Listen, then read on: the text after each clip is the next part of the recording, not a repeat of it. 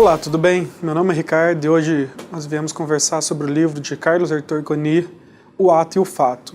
É muito importante nós sabermos que Carlos Arthur Coni foi um importante escritor do neorrealismo brasileiro e que ele foi também muito importante na grande mídia, trabalhando pelo Correio da Manhã, pela Folha de São Paulo, entre outros.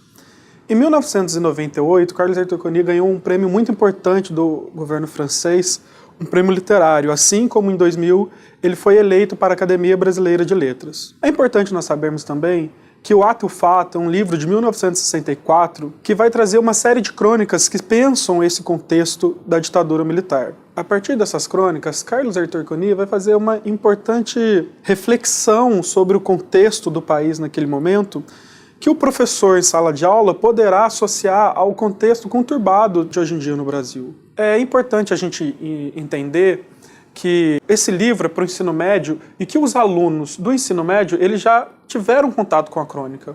Logo, o que o professor de literatura, nesse caso, fará é um levantamento das principais características que esses alunos já sabem sobre a crônica, reafirmando essas características e fazendo com que os alunos, mais uma vez, entrem em contato com esse gênero, o que possibilitará uma fixação maior das principais características e um domínio maior da própria escrita desse gênero. Seria interessante trazer junto aos alunos uma reflexão sobre o passado e o presente, de que maneira o Carlos Arthur Coni vai desenhar o contexto político da época e como os alunos podem fazer uma ponte entre o contexto do passado e o contexto do presente. A crônica será exatamente uma reflexão, um pensamento sobre o atual quadro político, o quadro de costumes, mas que nesse caso trará uma importante reflexão política, um importante pensamento político e o professor pode utilizar isso, assim como a BNCC indica, como um fator de pensamento do cotidiano, pensamento da política. Porque, segundo a própria base nacional, ela vai dizer que a política ela é primordial nas ciências humanas. E aí nós conseguimos desenhar a importância desse livro dentro da sala de aula, porque é um pensamento, uma reflexão política, e também por ser um gênero de prestígio dentro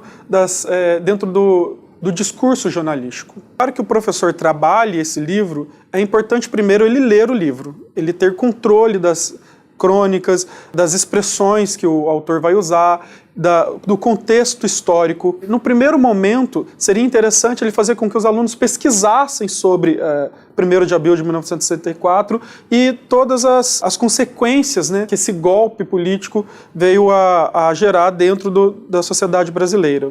Depois disso, seria interessante, né, fazer um processo de textualização, assim como as orientações curriculares para o ensino médio indicam, de tentar fazer com que os alunos escolham uma dessas crônicas, a crônica que ele mais tenha gostado, e que ele tente transformar essa crônica em uma reportagem, fazendo, lógico, um estudo sobre as principais características da crônica, as principais características da reportagem, e fazendo esse diálogo entre esses dois gêneros textuais. Uma outra atividade que seria interessante, já no campo da interdisciplinaridade, seria um trabalho junto ao professor de História, que primeiro trabalharia as características da crônica e, em segundo lugar, junto ao professor de História, trabalharia o contexto histórico, o que estava acontecendo antes do golpe, qual era o governo, qual era a situação social e, logicamente, o que os militares traziam enquanto proposta social. Uma outra atividade seria já no campo da filosofia, junto ao professor de filosofia, o estudo e a análise do conceito de revolução.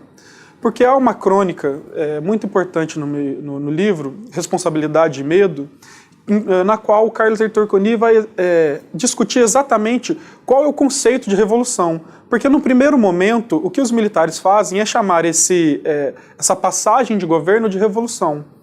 E aí, a partir da Revolução Copernicana, a partir da Revolução Francesa, os alunos eles poderão ativamente compreender e produzir um conceito do que é a Revolução, comparando com o que foi feito em 1º de abril de 1964. Por último, o que seria também muito interessante, trazer junto ao professor de Geografia uma pesquisa da atualidade, né, na qual os alunos pesquisariam os nomes de ruas, nomes de avenidas, de parques, de localidades, que trazem nomes dos ditadores, de torturadores. Com essa pesquisa, o professor de língua portuguesa, de literatura no caso, ele poderá fazer uma análise da própria ética desses nomes. De que maneira nós podemos pensar a validade de nomes de torturadores, de nomes de ditadores em localidades, né, em importantes avenidas, em importantes parques no Brasil. Uma última atividade que o professor poderá fazer, e aí ele trabalhará junto ao professor de artes, é sobre as charges.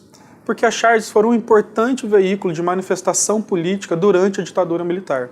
E ele vai pedir para os alunos que eles procurem charges sobre a ditadura militar, fazendo uma leitura dessas charges, entendendo as principais características da charge e trabalhando tanto a linguagem verbal e a linguagem não verbal. Essa atividade, por último, né, vai dividir a sala em grupos e pedir para que cada grupo faça uma charge sobre o atual contexto político brasileiro.